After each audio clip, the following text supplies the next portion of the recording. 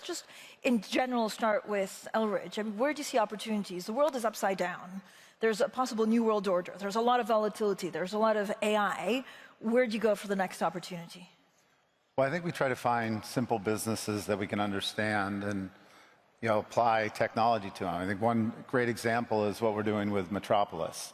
Metropolis is a company that we started a couple years ago, where we came up with a facial recognition technology that could identify license plates. And basically, it's changed how parking works in the US. So you drive in, you drive out, you don't need to worry about gates or tickets or payment. And we charge a 99-cent convenience fee. And for that, we're going to make $180 per spot per year. So we just bought the largest parking lot operator, and we have 2 million parking spots now under management. And we've had $150 million of EBITDA. And if you look at $180 per spot per year times 2 million, we should be able to get to $500 million of EBITDA.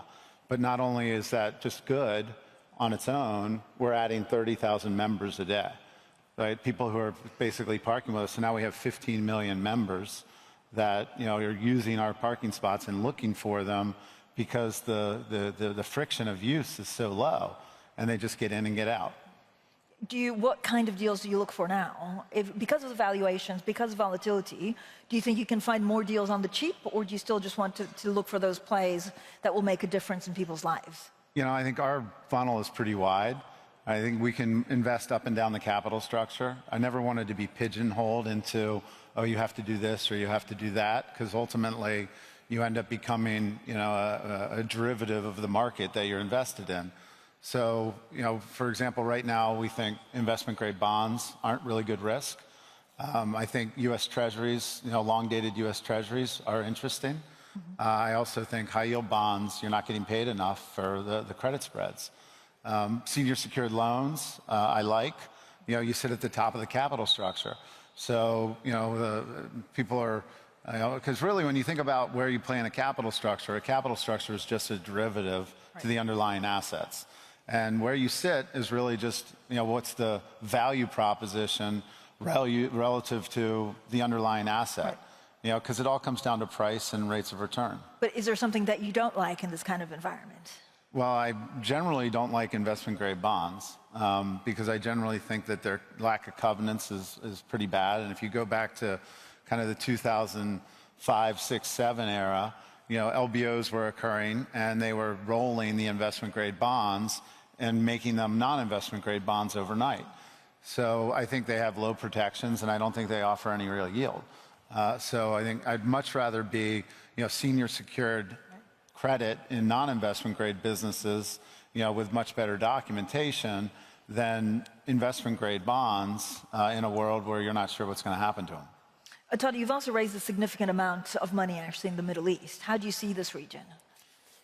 I think this region is the most exciting part of the world for the next couple of decades. I think the growth that's going on here, the energy that's here, they're great partners. They're very reliable and very stable. And having been here last week with President Trump's delegation, just seeing how Qatar put on what was just an amazing event. It's a testament to the fact that they're really on the world stage. And this is what money that will be used in the region or actually deployed elsewhere? Well, obviously, if you look at Qatar and the UAE in particular, they've done an amazing job building out their country, and their countries aren't very big. So as they continue to generate more and more capital, the likelihood of them investing in their own backyard, is unlikely at real scale because of what they've built out. And the fact is that prices just couldn't handle it. But I think continuing to help them build industries. We're spending a lot of time in Saudi right now thinking about the insurance industry, right? Because if you look at insurance companies, they align so nicely with infrastructure development.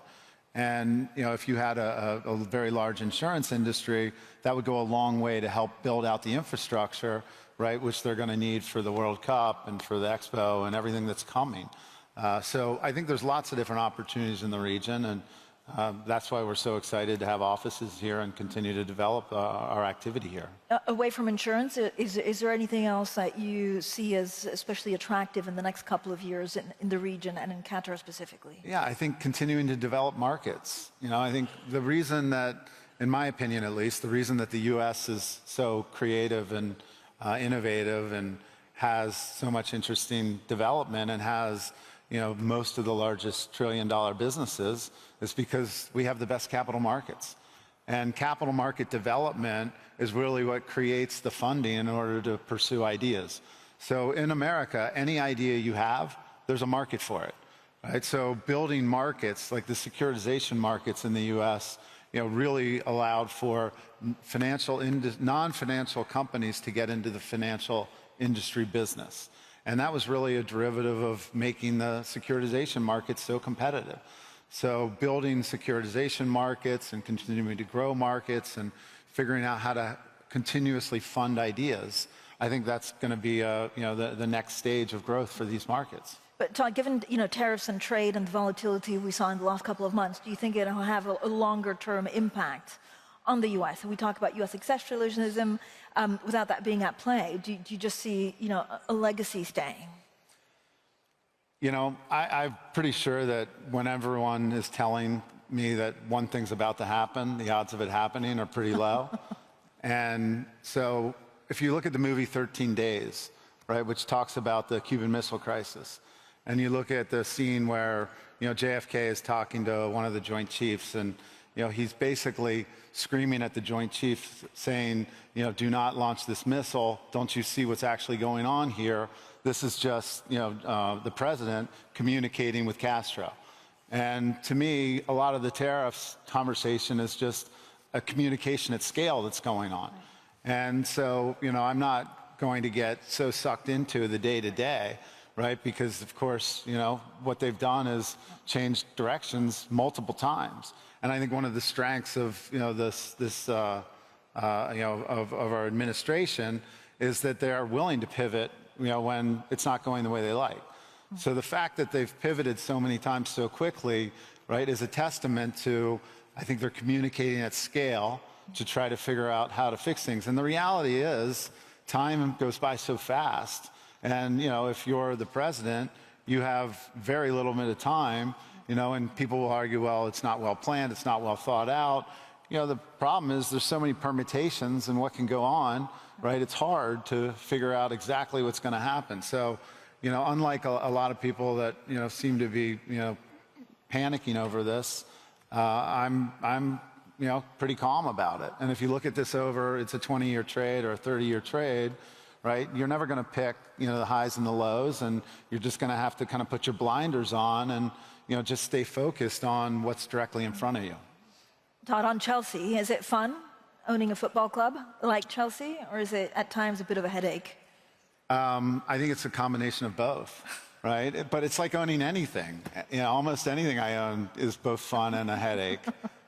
So I think this one's a little more in my face every day. But the fact is, the good news is the bad news, right? If people didn't care, right, then it would stink. So it's a testament to how much the sport matters. And if you look at the Premier League right now, there's so much excitement in it, especially what's going on in the last weekend, right? Like, there's 7 teams that could be making Champions League. There's going to be the winner of Tottenham and Man United will go to Champions League. We'll have a team. We'll probably have 9 teams in European competition out of the Premier League alone, which to me is just a testament to the quality of the product. And to be part of that is a privilege. Is that what surprised you the most, since being one of the owners of Chelsea, and how, the level at which... I think the level of competition is ferocious. And the margins of errors are so small. And I don't think I fully appreciated the level, the margin of error is so small. I think the sport's gotten more and more competitive in the Premier League, and that makes winning all that much sweeter. And I guess I really didn't know how much I would love a goal. A goal feels so good, and giving up a goal is just the worst, right? It's like, in basketball you can be down 20 points in the fourth quarter and feel like you're still in it. In baseball, you hit a home run and it's fantastic. But a goal, there's nothing like a goal. Do you worry about the future of media rights? I mean, valuations in France and other countries have bombed. Is there a danger that the same will happen to the Premier League? I think as long as the competition stays what it is, people all around the world, I mean, it's one of the few things that's sold into every market, right? So if you look at the Premier League media rights, other than I think Russia and North Korea, there's a contract to sell the content into every other country. There's nothing like that. So I think as long as the product remains so competitive and the management of it, and the reality is I think these things are just going to continue to grow. I think sports is going to continue to grow in demand. I think in the U.S. we're seeing it, right? College has become a new professional sport, with the advent of NIL. Arch Manning, who plays football for the University of Texas, American football, is going to make over $6 million playing football, in college. So I think the level of performance is going to continue to go younger and younger and younger, as people become more and more competitive. Do you want to increase your role at Chelsea? My role? Mm-hmm. I think chairman's a pretty good one. I can't play. Or maybe I'll go out as striker, see how the fans think about that. But there's no, I mean, there's rumors about you taking a back seat or anything like that. That's nothing that you're. No, we have a good partnership. Of course, like every partnership, you have times that you got to work through and times that are better. And I think we hit the ground running in such a intense timeline, that it was just a complex moment. But I think we're through it and we're excited about what the future holds. We think we've got one of the best young teams.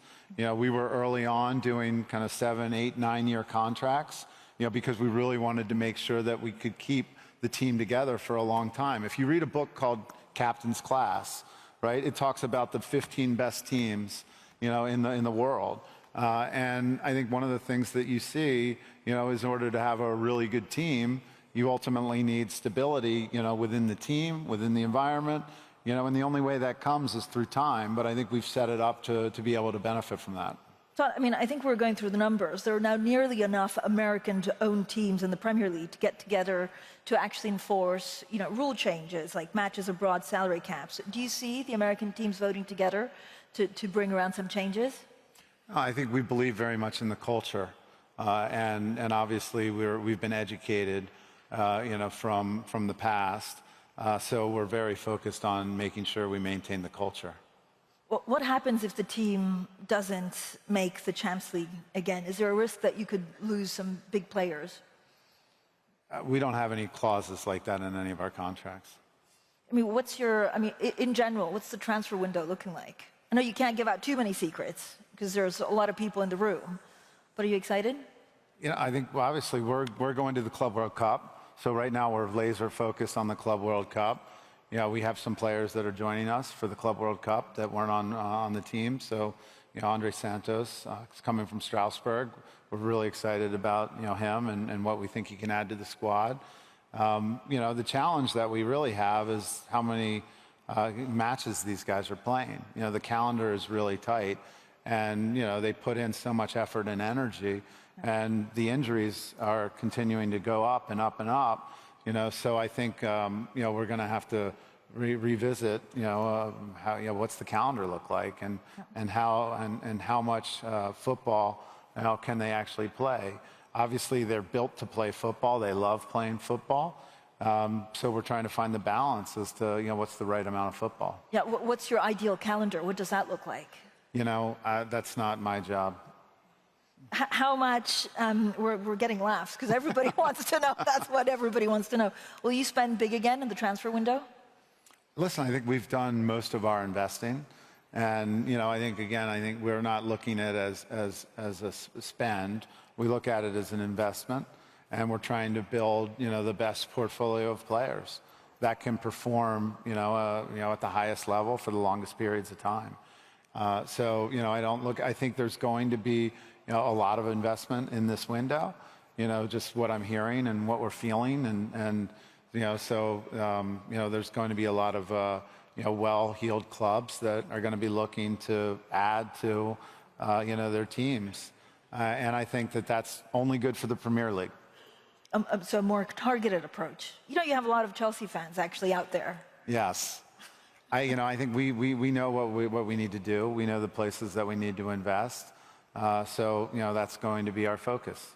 Todd, I mean, when looking at sports, you're also part owner of the Dodgers. I mean, there's so much more emotion, right, than parking lots or anything like. Yeah. I mean, is that how you build a portfolio, like a bit of emotion, a bit less emotion? I think early on we looked at this and said, let's have our strategy be really simple. Like, what do people need and what do people want? And so I think if you look at, we started a company called A24 from scratch. In 2012, we put up $19 million, and A24 is probably the #1 independent film and TV company in America now. And so, getting behind the right leaders, the right managers, the right CEOs, the right creatives, I think all those things are applicable in almost every industry. Whether you're doing product development or, TV and film development, I think that you realize even like finance, people don't think of finance as a creative business, but I think it's super creative. Less emotional than football. Maybe we can agree on that. Losing money is a painful thing. How are the differences with Clear Lake on stadium development at Chelsea? I think long term we just have to figure out. We recognize that a club like Chelsea needs a 65,000 person stadium. And we also recognize that that's going to be important to be able to compete long term. So I think we'll figure that out. I know I have a cricket question, because you and a consortium are basically won a bidding round for a team in Nottingham, but the whole process is yet to complete. Are you confident that that will be completed with a positive outcome for you? I think cricket is a really exciting sport, and you look at what's going on in India, and you look at the media rights in India, and you look at the ability to expand it globally, and I think we're in the early innings of cricket. But obviously, when you look at the size and scale of India, to be able to export that game around the world, right? And who knows? I think the convergence of cricket and baseball is also really intriguing, right? Because it's a similar skill set. And we now have, in Uganda, we have a Dodger facility. So we just signed our first African player to a professional contract. And I think that's, really exciting as we continue to export these sports all around the world. But on cricket, if London Spirit became available, would you rather buy that instead of the Nottingham team? I mean, I think the guys that wanted to buy London Spirit were really clear that they were going to buy it. And, I don't like to get in front of trucks. That's a good life, generally a good life lesson. The president likes baseball. I mean, again, because you own the Dodgers, Pete Rose, should he be elected to the Hall of Fame? This is a super controversial discussion. My point of view is, and I don't know, I'm not an expert on it, and I don't know all the ins and outs, but if the baseline was, he was one of the best players ever, he had more hits than anyone, he only bet on his team, he only did it as a manager, not a player. If those things are all true, then I wouldn't have any problem with him in the Hall of Fame. And I think the challenge that he offers people is, I think perhaps he didn't have any remorse. So the not having remorse about the rules that he violated, but I don't think assuming that he was betting only on his own team, I don't know why inherently that's more evil than performance enhancing drugs for improving drugs, for example. Todd, when you look at sports around the world, is there anything else that you find exciting, or where we could see you get involved in the future? I mean, I think really focusing on developing, we own something called the St. James in Washington, D.C., and it's basically 500,000 square feet of athletic facilities, and we've got the best facilities. We've got 8 basketball courts, we've got pools, we've got diving boards, we've got a field house, we do both football and European football matches in there. We've got a health club, and our morning business is fantastic. Our afternoon business is fantastic. Our summer camps are fantastic. And now what we've built is a school. And so where you utilize every day part, and because we have the best real estate and it's all indoors, right, we can basically get the best coaches. Right. And if we can get the best coaches, we can get the best athletes. And as NIL and the professional elements of sports and compensation move to younger and younger, we're seeing more and more demand. I mean, we've got two sheets of ice for hockey at the St. James, and they're filled up every day. I mean, you just can't get enough ice time, right? So when we look at, I want to grow that business because, again, I'm not really worried about AI displacing that. Every one of them will be kind of roughly 100 million of revenue and 40 million of EBITDA, and if we had 30 of those, right, that's before we start thinking about sponsorship opportunities and other benefits, because once you have a fleet of St. James, you'll have quite a moat. Todd, we have 15 seconds left. Greatest sports person of all time you'd like to meet, and what would you ask them or tell them? Well, it's not really going to resonate with this audience probably, but there was a gentleman by the name of Dan Gable. And Dan Gable was probably one of the best wrestlers all time. And as a wrestler, I admire Dan Gable. He was undefeated all the way through college. And unfortunately, he lost his very last match. But the guy was just tough as nails. And he built Iowa into the best wrestling program. So as a young wrestler, I was so aspirational of Iowa. And I would just ask him, what was it like to dominate day in and day out, just kind of like our Chelsea women just did. There you go. That's a perfect way to end. Todd Boehly, thank you so much for joining us. Thank you.